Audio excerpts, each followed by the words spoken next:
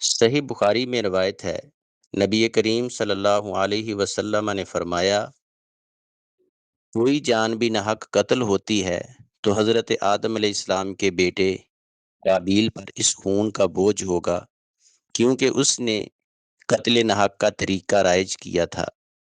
اس حدیث کا مفہوم ہے، حضرت آدم علیہ السلام کے پہلے بیٹے نے جو ناحق قتل کیا، اس کا ذکر قرآن مجید سورۃ مائدہ کی 27 نمبر آیت میں ہے۔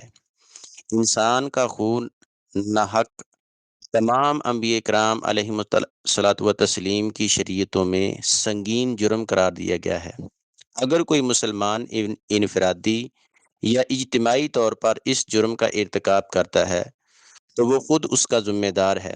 اسلام کی نظر میں وہ سخت مجرم ہے، چونکہ قابیل نے اس جرم کا راستہ سب سے پہلے اختیار کیا، لہذا اب جو بھی یہ راستہ اختیار کرے گا اس کا گناہ قابیل پر بھی ڈالا جائے گا اور وہ اپنا حصہ ضرور حاصل کرے گا۔